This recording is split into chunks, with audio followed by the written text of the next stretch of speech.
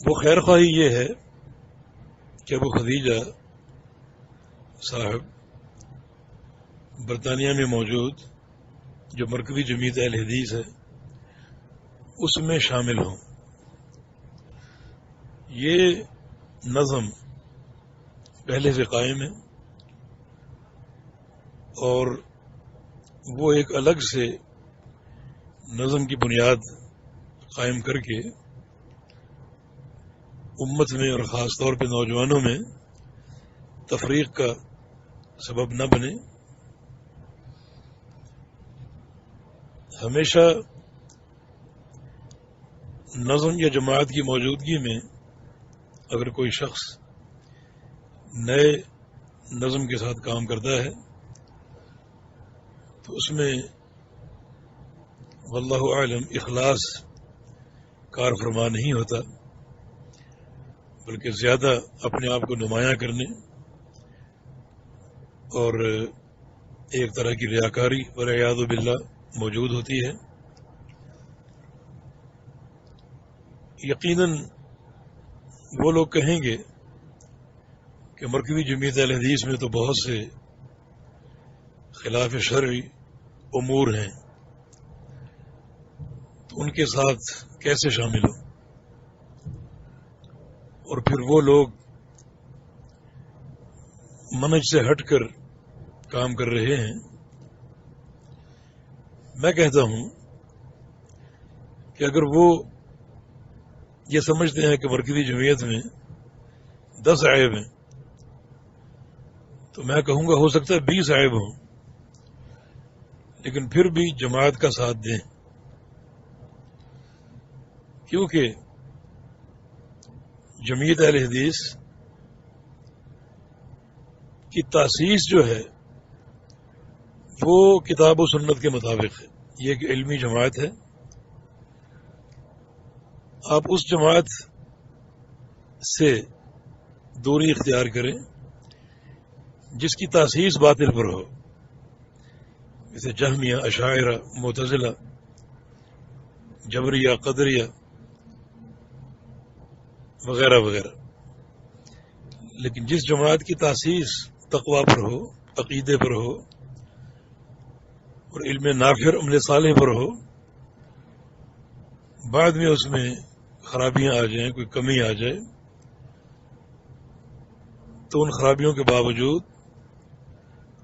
اسی جماعت میں شد و مد کے ساتھ شامل ہو کر اس کی اصلاح کی کوشش کی جائے. یہ اصل خیر خواہی کا تقاضا ہے. آپ جو نظم قائم کر کے بیٹھے ہوئے ہیں اس کی بنیاد پر اگر مرکزی جمعیت پر تنقید کریں گے تو اس تنقید کو تنقید برائے تنقید لیا جائے گا، برائے اصلاح نہیں لیا جائے گا. اور اگر آپ جماعت کا حصہ بن کر جماعت پر تنقید کریں گے تو وہ برائے اصلاح ہوگی اور اس کا اثر ہوگا. اگر آپ اس میں شامل ہو کر اصلاح کرنے میں کامیاب ہو گئے تو آپ کو بے تحاشا اجر ملے گا اور صدقہ جاریہ ہوگا. اور کامیاب نہ ہوئے تو بعند اللہ آپ سرفروغ ہو جائیں گے کہ آپ نے اپنا واجب پورا کر دیا. لیکن نظم کی موجودگی میں نیا نظم اگر قائم کریں گے اور چاہے کتنا اچھا کام آپ کر جائیں تو یہ سوال آپ پر برقرار رہے گا کہ آپ نے ایک نئے نظم کے ذریعے لوگوں کو بانٹا اور اس میں تفریق پیدا کی، نوجوانوں کو تقسیم کر دیا اور اختلاف کی بنیاد قائم کر دی، جو کہ انتہائی معیوب ہے. اس کو تفرق مذموم کہتے ہیں، جو کہ انتہائی معیوب اور قابل نفرت ہے. تو یہ ہم خیر خواہانہ رویہ ان کے ساتھ رکھتے ہیں اور انہیں یہ مشورہ دیتے ہیں کہ ہو سکتا ہے یہ نظم آپ کی پیدائش سے پہلے سے وہاں قائم ہو تو آپ اس کا ساتھ دیں اور اس کی خرابیوں کی اصلاح کریں. اس میں انشاءاللہ آپ کو بہت اجر و ثواب ملے گا، اور عند اللہ بھی کوئی مسئولیت نہیں ہوگی، لیکن اگر آپ ایک نظم قائم کر کے جو کہ متوازی ہو اور تنقیدیں کریں تو اس سے نوجوان بٹ جائیں گے. شیخ الاسلام نے کسی مقام پر یہ لکھا ہے کہ ایک انسان کو اچھا کام کرنا چاہتا ہے تو شیطان اسے روکنے کی کوشش کرتا ہے، لیکن وہ شخص اپنے عزم پر قائم رہتا ہے اور شیطان کے وسوسے کو قبول نہیں کرتا، اور اس کا عزم شیطان کے وسوسے پر غالب آ جاتا ہے، تو شیطان اپنا پینترا تبدیل کرتا ہے. پھر اس کو اس عمل سے نہیں روکتا بلکہ اس عمل پر مزید آمادہ کرتا ہے، یہ کہہ کر کہ تم اکیلے یہ کام کرنے کی بجائے کچھ لوگوں کو ساتھ ملا کر یہ کام کرو. یہ بات وہ قبول کر لیتا ہے کہ لوگ جب ساتھ ملیں گے تو کام میں اور قوت پیدا ہوگی،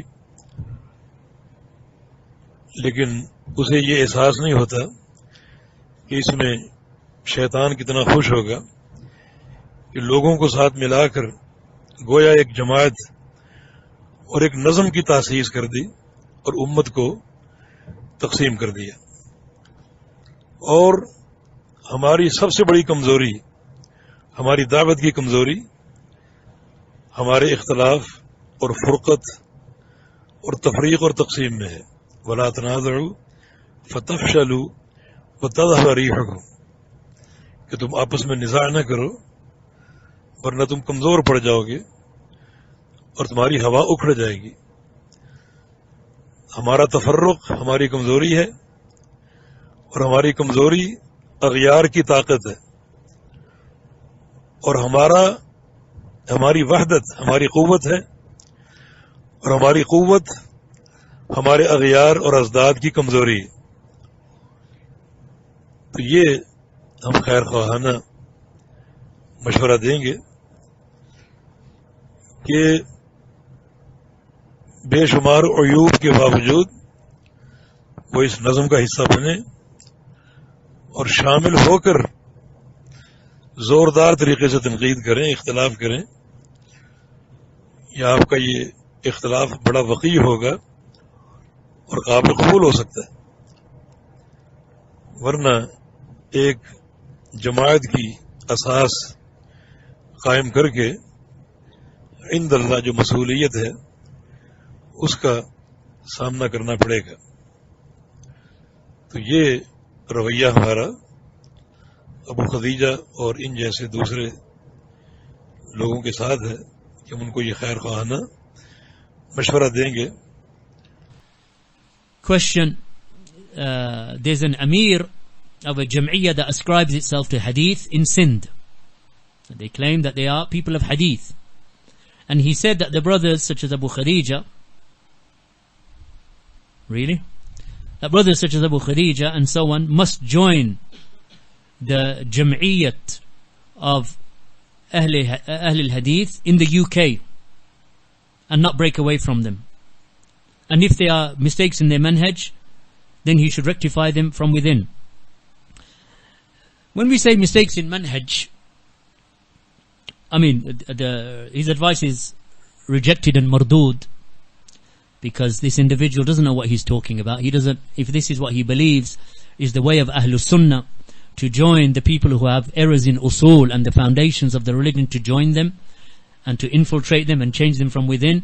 We are not jawasis, we are not spies, and we are not infiltrators into the Jama'at, and we sit there as if we are hiding amongst their ranks, and then we try to change them from within, because and that's the hidden approach. If you take the open approach by joining them and refuting them from within, they'll kick you out within 24 hours, because they won't tolerate any any challenging of their authority and their ideology and their methodology. And this is from 30 years of experience with this Jam'iyah in the United Kingdom, which is called Markazi Jamiat Ahlehadees, which actually its headquarters in Birmingham, that is where the United Kingdom headquarters were.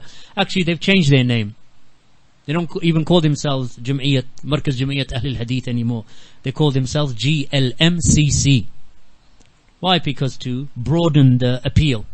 And they know that the general people, maybe they'll get scared off by the term Ahlul-Hadith, so they changed their name. And now they call themselves GLMCC, Green Lane Mosque and Community Centre. And their doors are open to all of Ahlul Bid'ah to sit and cooperate and share platforms, especially in times of elections and so on. So this individual, this miskeen, may Allah subhanahu wa ta'ala guide him, because he is poor in terms of knowledge.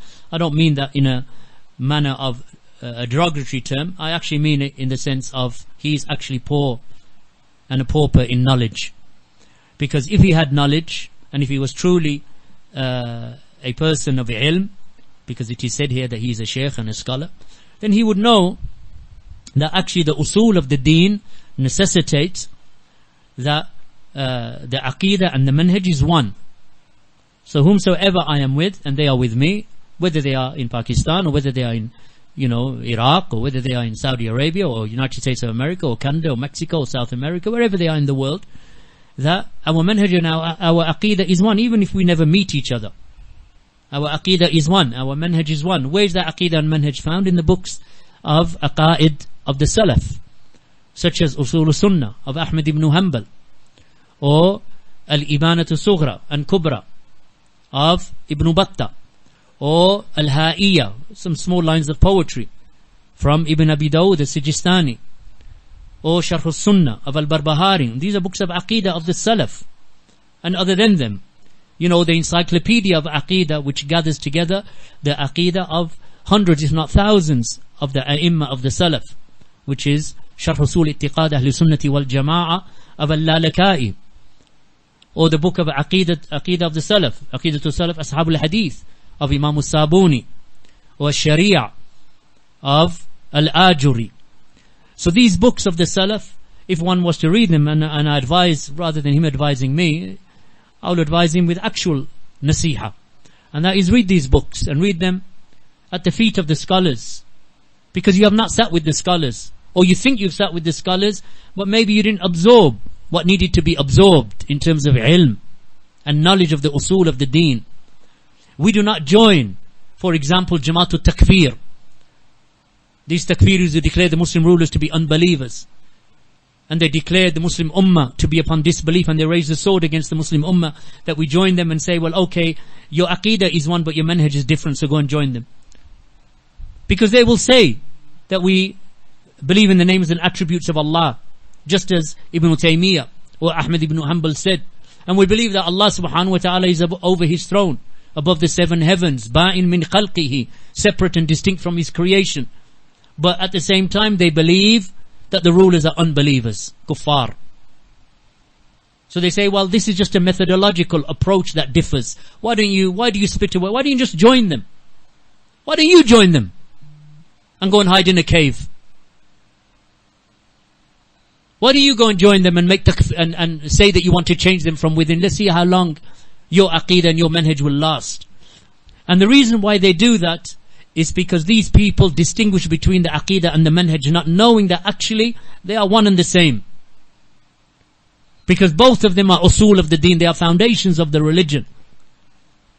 So why would I join an organization that believes that it is okay to cooperate and praise and aggrandize and elevate the levels of the Asha'ira and invite them to your masjid? People who believe and they make ta'wil or misinterpretations of the names and the attributes of Allah. This is an issue of aqidah, and they are speaking in your masjid. Why would I cooperate with a group of people who believe that you can bring a magician to your masjid and he does magic tricks, and when he is questioned he says there is a difference between magic and sorcery. Sorcery is haram and magic is halal. I don't want to go into the details of now refuting them upon these issues, because anyone who knows the Salafi Aqidah and Manhaj knows that this is impermissible. And they allow women from political parties such as socialist parties, that they stand upon the mimbar after the khutbah is delivered to tell the people. So she stands up there telling them and inviting them to vote for her. And then their mufti in the United Kingdom gives a fatwa that whomsoever does not vote for this woman to enter into the British Parliament, then he is a sinner in the sight of Allah. So this pauper, and I use the term advisedly because he is a miskeen in terms of ilm and usul and the knowledge of the aqidah, he accuses myself or others similar to myself of making partisanship by not cooperating with those who are nothing more than an ikhwani organization that encompasses and tolerates all types of bid'ah, misguidance, ikhtilat between the men and women at their gatherings, and nasheed and singing and music and making movies, because they make movies as well.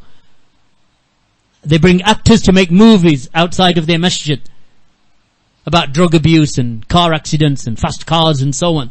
Actors pouring red paint or red erasable paint upon their bodies as if they've just been shot or accident has occurred, and they make movies like this, and they say that this is the manhaj of da'wah.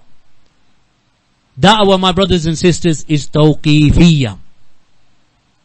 Da'wah and the way that you give da'wah is established in the teachings of the kitab and the sunnah. You cannot change the methodology of giving da'wah by doing play acting or singing or organizing concerts or voting for the socialist party and letting these women, and she's mutabarrija, she doesn't even cover herself, and they say this woman is going to give you a few words to encourage you to vote for her political party because we need a Muslim in parliament.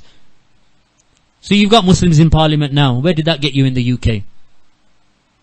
You got home secretaries who are Muslim, health secretaries who are Muslim, under, they had ministerial positions on the cabinet in the United Kingdom. How did that benefit the Muslims in the UK? Did it bring any quwwah? Did it bring any religious tolerance to Islamic schools or to Muslims in general? Did it aid the women who wear niqab or the Muslims who wish to pray and fast and so on? So these irreligious people become mayors of cities and ministers in parliament, and their desire is only for the kursi and power. They are corrupt and wicked individuals. So you want us to work with a Jam'iyah that is upon that path, and you think that somehow by Abu Khadeejah being amongst their ranks that I'm going to change them, that I should change them from within?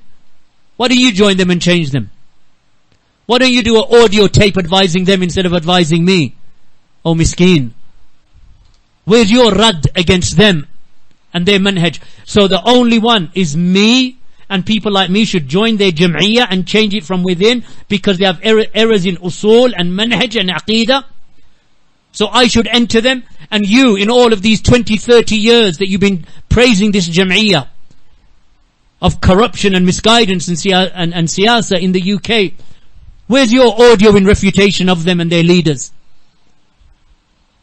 Where's your audio correcting them and correcting their following of the manhaj of Ikhwan al-Muslimin and Hassan al-Banna and Sayyid Qutb, and cooperating with all of the Jama'at except for the Salafis, because we're the only ones that you'll find them harsh in their refutation against. The harshest that they are in refuting is refuting us. This is when they start doing 1.5 hour audios on YouTube and videos on YouTube. So you save your harsh and your sternness for us, and you remain silent against them, and you say, oh, I'm just giving them advice to go and join the manhaj of Ikhwan and the Jamiat, who is now GLMCC, and they have split amongst themselves. Which Jamiat exactly do you want me to join? Ya miskeen. Because they have 35 mosques in the UK. They have split from each other. They barely cooperate with each other. Some of them don't even talk to each other. Each of them glorifying and being joyful in the party that they have set up for themselves. Yes, when they first began, they were united under one leadership. And that leadership was based in Birmingham, where I was born and raised. Within 20 years, they are divided and separated and split, because that's the nature of Hizbiyya. The nature of partisanship and calling to yourself and calling to your own handwritten constitution and calling to your own methodology that you have invented that is other than the methodology of the Kitab and the Sunnah.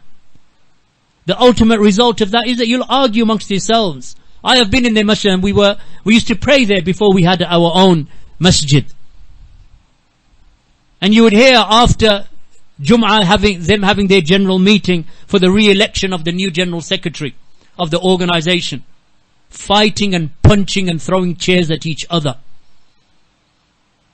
I know that from the 90s. You're not speaking to someone, Ya Miskeen from Sindh. You're not speaking to someone who does not know the Jamiat. I know it better than you. I know the Jamiat Ahlehadees, Jamiat Ahlehadees in the UK better than you. I know their leaders better than you. I've probably sat with them more often than you have sat with them. I've sat with their leaders one by one. Myself and my brothers sat with them, explained to them. It was them who allowed Muhammad Surur Zain al-Abidin, the founder and the muassas of this Sururi sect. He used to give lectures and durus in their masjid, in their headquarters of their masjid at Green Lane in the 90s. They are the ones who had the books of Qutb and Mawdudi upon their shelves, and they would not remove them. They are the ones who banned the Salafis from giving durus in their masjid. You want us to join them after they have banned us? How do you think they will accept us? Except that I bow my head to them and give a bay'ah of sorts, even if it is not a physical, literal bay'ah, but that I concede and I give up and I concede the manhaj of the Salaf just so that I can join their numbers. No, you are the one who is mistaken. You are the one, Allah yahdik, Allah guide you. You are the one who needs to understand the Salafi usul and the Salafi manhaj, and know that the Jam'iyat that are present today were not found amongst the ranks of the Salaf of this ummah. Which Jam'iyah was Abu Hanifa a part of? Name the name of the Jam'iyah. Name the name of the Jam'iyah. Give me the name of the Jam'iyah that Malik ibn Anas was a part of. Or Ahmed ibn Hanbal, what was the name of his Jam'iyah? What Amir ship did he hold of? Which Jam'iyah? Which Hizb was Imam Shafi the leader of? Which Jam'iyah was Bukhari the leader of? These were all leaders in hadith and fiqh and ilm and ulama. They were imams and a'imma. Which Jam'iyah did they hold? That they called the people to join them. That you follow the Ameership of these people. Which one? And they were greater than all of your sheikhs put together. Even if you to gather them in the whole of the dunya, the Jam'iyah that you are referring to, all of your sheikhs gathered together, thousands of you would not equal one Ibn Taymiyyah. Yet Ibn Taymiyyah had no Jam'iyah, no Hizb, no Firqa. He was Ahlul Sunnati wal Jama'ah, and his madhab was the madhab of Hadith and Sunnah and Salafiyah. That was Ibn Taymiyyah, Ibn Qayyim, Ahmed ibn Hanbal. So, thank you for your Naseeha, and I hope that someone conveys this Naseeha back to him, because it is more pertinent. سوال ہے کہ ایک جمعیت ہے جو حدیث کی طرف منسوب ہوتی ہے سندھ کے علاقے میں، یعنی وہ دعویٰ کرتے ہیں کہ ہم اہل حدیث ہیں. ان کے امیر کہتے ہیں کہ بھائیوں کو جیسا کہ ابو خدیجہ کو چاہیے کہ وہ جمعیت اہل حدیث برطانیہ میں شمولیت اختیار کریں. یعنی ابو خدیجہ وغیرہ جو بھائی ہیں انہیں چاہیے کہ جمعیت اہل حدیث برطانیہ میں ہی رہیں اور ان سے ٹوٹ کر الگ نہ ہوں، اور اگر ان کے منہج میں کوئی خرابی ہے تو انہیں چاہیے کہ ان کے اندر رہتے ہوئے اس کی اصلاح کریں. تو شیخ ابو خدیجہ حفظ اللہ نے یہ سوال پڑھا، اور اس کے جواب میں آپ فرماتے ہیں جب ہم کہتے ہیں منہج میں غلطیاں ہیں تو ان کی یہ نصیحت مردود و ناقابل قبول ہے، کیونکہ اس شخص کو پتہ ہی نہیں وہ کیا بات کر رہا ہے. اگر واقعی کوئی عقیدہ رکھتے ہیں، اہل سنت کا یہ طریقہ ہوتا ہے کہ وہ ایسے لوگوں میں شمولیت اختیار کریں جن کے اصول اور دین کی بنیادوں میں خرابیاں ہوں، ان سے مل جائیں اور ان کے اندر گھس کر داخلی طور پہ تبدیلی لانے کی کوشش کریں۔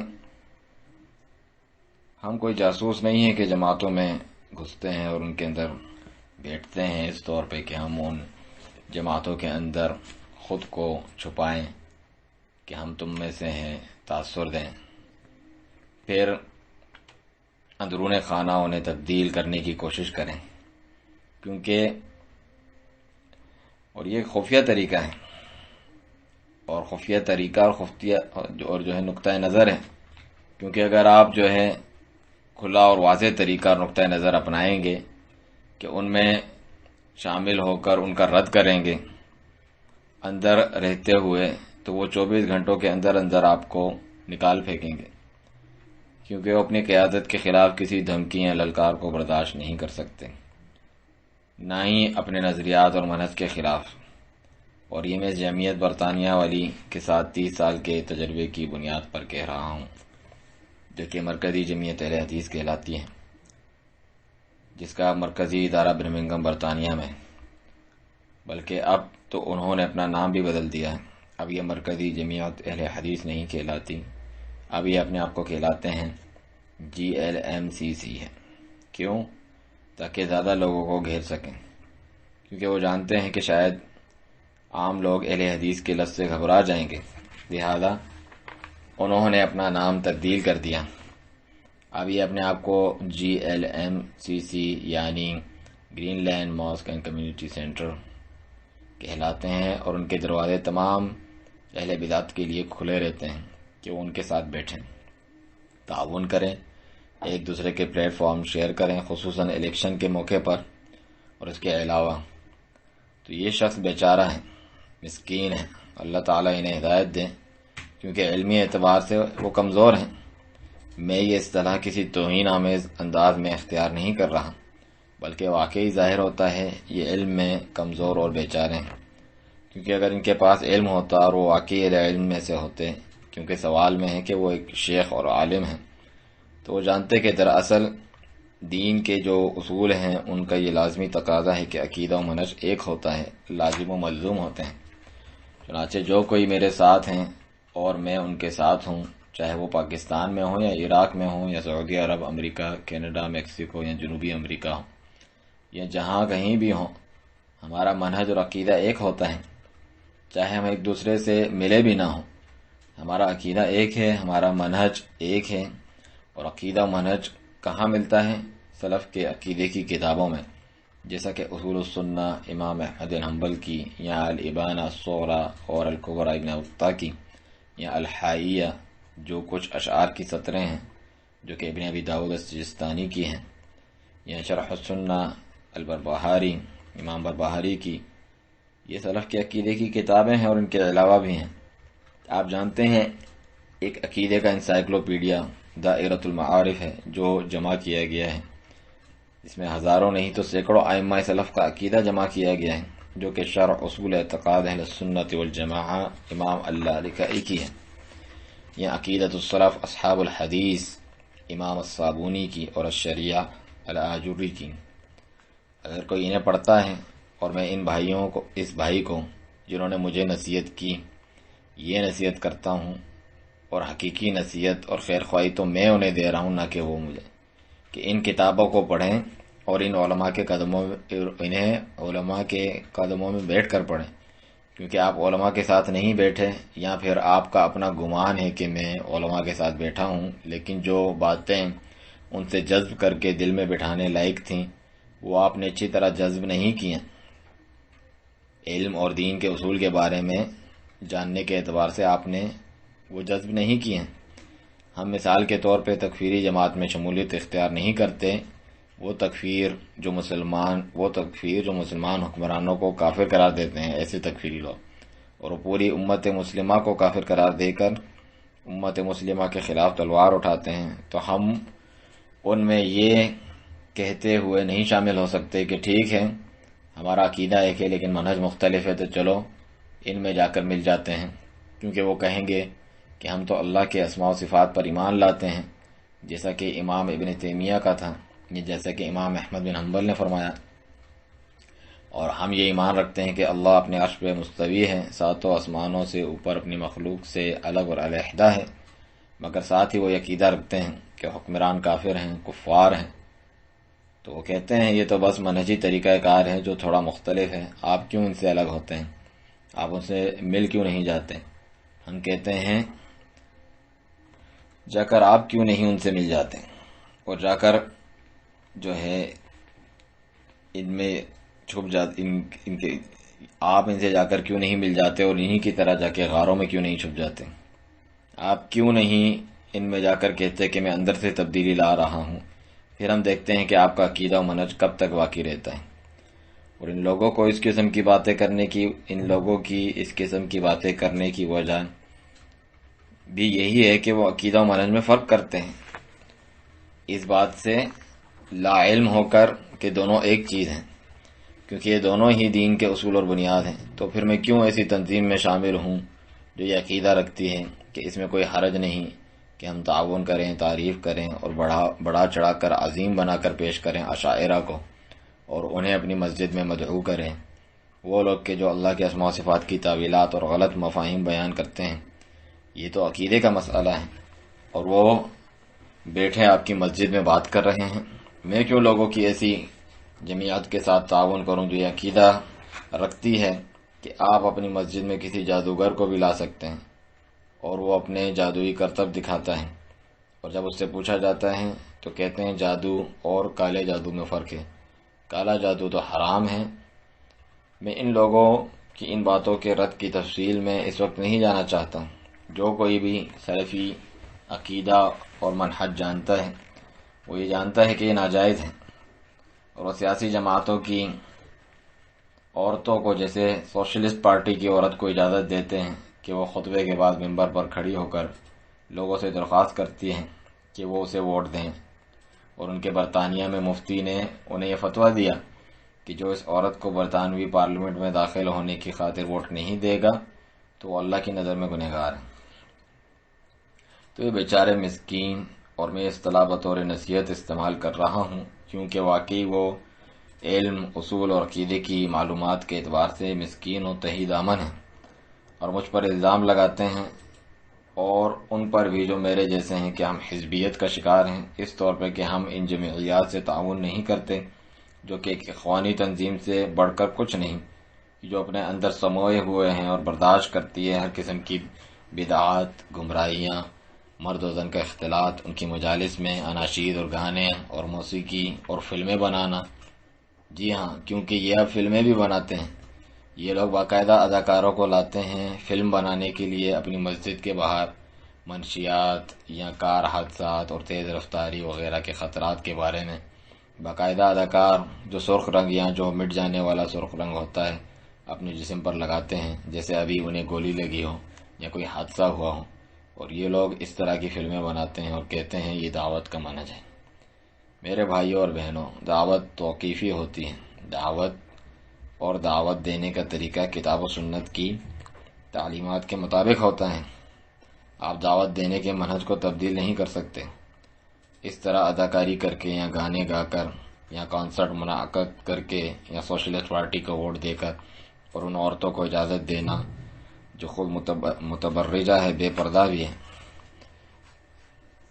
اس نے تو اپنے آپ کو چھپایا بھی نہیں تھا، اور انہوں نے کہا کہ یہ خاتون کچھ حوصلہ افزائی پر مبنی باتیں کریں گی آپ کے سامنے تاکہ آپ کو انہیں ووٹ دینے پر ابھارا جائے، کیونکہ ہمیں پارلیمنٹ میں مسلمانوں کی ضرورت ہے۔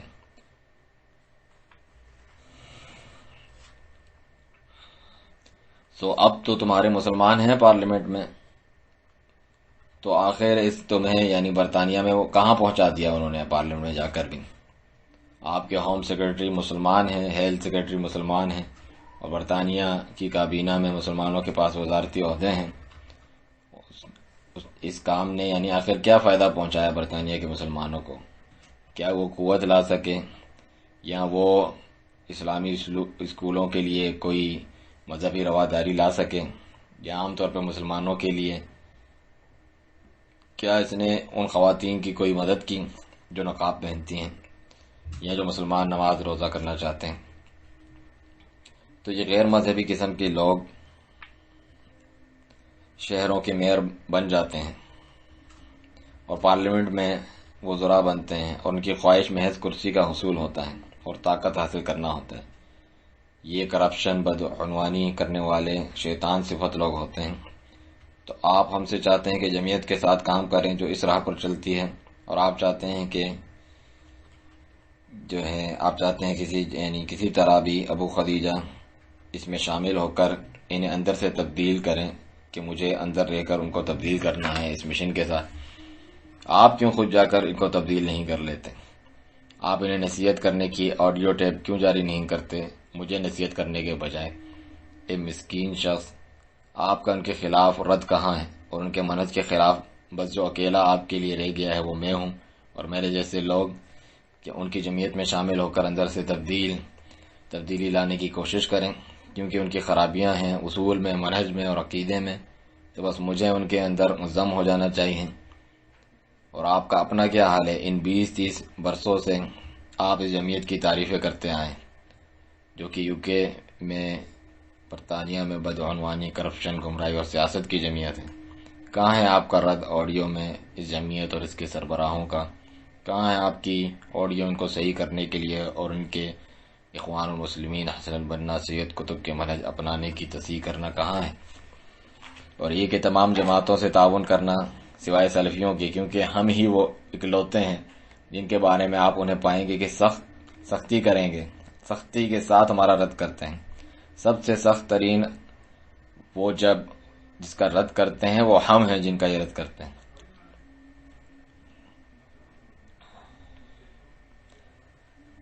جی ہاں، ہمارا یہ رد کرتے ہیں جب یہ 1.5 گھنٹے کے آڈیوز یوٹیوب پہ نشر کرتے ہیں اور یوٹیوب پر ویڈیوز بھی نشر کرتے ہیں. تو آپ انہیں اپنی سختی اور اکڑ پن صرف ہمارے لیے بچا رکھتے ہیں اور آپ ان کے خلاف خاموش رہتے ہیں اور کہتے ہیں وہ جی میں تو بس انہیں نصیحت دے رہا تھا کہ جا کر اخوانیوں کا منہج اپنا لو، اور یہ جمعیت جو کہ اب GLMCC بن چکی ہے اور ان میں تو اب اپنے اندر پھوٹ پڑ چکی ہے، لہذا متعین طور پر کون سی جمعیت میں مجھے شامل ہونے کو کہہ رہے ہیں؟ اے مسکین، کیونکہ برطانیہ میں 35 مساجد ہیں جو کہ ایک دوسرے سے تفرقہ کر چکی ہیں. وہ شاذ و نادر ہی ایک دوسرے کے ساتھ تعاون کرتی ہیں. بعض تو ایک دوسرے سے بات تک نہیں کرتے. ہر کوئی خوش و مگن ہے اور بڑائی بیان کرتا ہے اپنی پارٹی، اپنی جماعت کی جس میں وہ ہے. ہاں، جب ان کا آغاز ہوا تھا تو وہ ایک قیادت کے نیچے جماعت ہیں اور وہ قیادت برمنگھم میں پائی جاتی تھی جہاں میں پیدا ہوا اور پرورش پائی. 20 سالوں میں ہی ان میں تفرقہ ہوا اور الگ الگ ہو گئے، اور یہی خصلت ہوتی ہے اور ٹکڑے ٹکڑے ہو گئے، کیونکہ یہی حزبیت کی فطرت ہے اور یہی خصلت ہوتی ہے تفرقے اور تنظیم بازی اور اپنی اپنی طرف دعوت دینے کی اور اپنے ہاتھوں سے لکھے ہوئے خود ساختہ منشور کی طرف دعوت دینے کی اور اپنے بنائے گئے منہج کی طرف جو انہوں نے خود ایجاد کیا ہے جو کہ کتاب و سنت کے منہج سے الگ ہے. اس کا آخری انجام یہی ہے کہ وہ آپس میں لڑنے لگیں گے.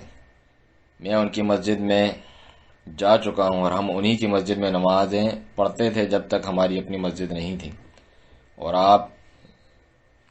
ہم جو ہے وہاں سنتے تھے خطبہ جمعہ کے.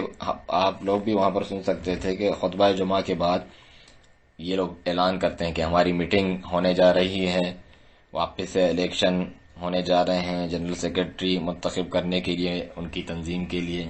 یہ باتیں ہوتی تھیں. لڑتے تھے، گھوسے مکے مارتے تھے اور ایک دوسرے پر کرسیاں تک پھینک رہے ہوتے تھے. میں یہ 90 کی دہائی سے جانتا ہوں. اے مسکین، آپ کسی ایسے سے بات نہیں کر رہے جو سندھ سے تعلق رکھنے والے مسکین، آپ کسی ایسے سے بات نہیں کر رہے جو اس جمعیت کو نہیں جانتا. میں آپ سے بہتر انہیں جانتا ہوں. میں مرکزی جمعیت اہلحدیث برطانیہ کو آپ سے بہتر جانتا ہوں. میں ان کے قائدین کو بھی آپ سے بہتر جانتا ہوں. میں ان کے ساتھ شاید آپ سے بھی زیادہ مرتبہ بیٹھا ہوں. میں ایک ایک کر کے ان کے قائدین کے ساتھ بیٹھا ہوں. خود میں اور میرے دیگر بھائی بھی ان کے ساتھ بیٹھے ہیں، وضاحت کی ہے. یہ تھے وہ لوگ جو محمد سرور زین العابدین کو اجازت دیتے تھے، جو کہ بانی تھا اس سروری فرقے کا. وہ ان کو اپنی ان کی مسجد میں درس دیتا، تقاریر کیا کرتا تھا. ان کے جو مرکزی ادارے کی مسجد ہے گرین لین میں 90 کی دہائی میں. یہ ہیں وہ جو سید قطب اور مودودی کی کتابیں اپنے شیلف میں سجا کر رکھتے ہیں اور انہیں ہٹانے کو تیار ہی نہیں. یہ ہیں وہ جنہوں نے سلفیوں پر پابندی لگائی کہ وہ ان کی مساجد میں دروس نہ دیں، اور آپ ہم سے یہ چاہتے ہیں کہ ہم ان میں شمولیت اختیار کریں، بعد اس کے کہ انہوں نے ہم پر پابندی لگا دی ہے کہ وہ اب ہمیں قبول کریں گے، الا یہ کہ میں ان کی خاطر اپنا سر جھکا دوں اور ان کی بیعت کروں، یعنی بیعت کی قسم میں سے کروں، اگرچہ وہ باقاعدہ حصی طور پہ بیعت نہ بھی ہوں، مگر یہ کہ میں مان جاؤں اور ہار مان لوں اور میں تسلیم کر لوں منہج سلف کو چھوڑنا صرف ان کی تعداد بڑھانے کے لیے، ہرگز نہیں. جو غلطی پر ہیں دراصل وہ آپ ہیں وہ. اللہ آپ کو ہدایت دے کہ جسے سلفی اصول اور سلفی منہج سمجھنے کی ضرورت ہے، اور نہیں ہم ان جمعیات کو جو ہے اس جمعیات کو اس طریقے کو سلف کے درمیان نہیں پاتے. امام ابو حنیفہ کس جمعیت کا حصہ تھے؟ اس جمعیت کا نام بتائیں مجھے. اس جمعیت کا نام دیجئے جس کا حصہ امام مالک بن انس تھے یا امام احمد بن حنبل. ان کی جمعیت کا کیا نام تھا؟ وہ کس امیر کے ساتھ منسلک تھے؟ کس جمعیت کس حزب کے امام شافعی قائد تھے؟ امام بخاری کس جمعیت کے سربراہ تھے؟ یہ سب قائدین تھے حدیث، فقہ اور علم میں، علماء تھے، امام و ائمہ تھے. وہ کسی جمعیت کے ساتھ تمسک اختیار کیے ہوئے، کس جمعیت کے ساتھ آخر تمسک اختیار کیے ہوئے تھے کہ وہ لوگوں کو دعوت دیتے ہوں کہ ہم میں شمولیت اختیار کریں، کہ آپ ان لوگوں کی عمارتوں کی پیروی کریں. کون سی تھی؟ حالانکہ یہ آپ کے تمام شیخوں کو بھی جمع کر لیا جائے ان سب سے بڑے تھے. اگر پوری دنیا سے بھی انہیں جمع کر لو، جس جمعیت کی آپ بات کر رہے ہیں ان سب کے مشائخ کو جمع کر لو، آپ کے ہزاروں مل کر بھی ایک ابن تیمیہ کے برابر نہیں. حالانکہ ابن تیمیہ کی کوئی جمعیت نہیں تھی، کوئی حزب، کوئی فرقہ نہیں تھا. وہ اہل سنہ والجماعت ہے اور ان کا مذہب حدیث سنت و سلفیت تھا. یہ تھے ابن تیمیہ، ابن القیم، احمد بن حنبل. تو آپ کی نصیحت کا شکریہ، اور میں امید کرتا ہوں کہ کوئی جواب میں انہیں نصیحت پہنچا دے میری، کیونکہ یہ زیادہ مناسب اور موضوع اور مطلوب ہے جو میری نصیحت ہے آپ کو کی گئی. وسبحانک اللہم وبحمدک اشہد ان لا الہ الا انت استغفرک واتوب الیک.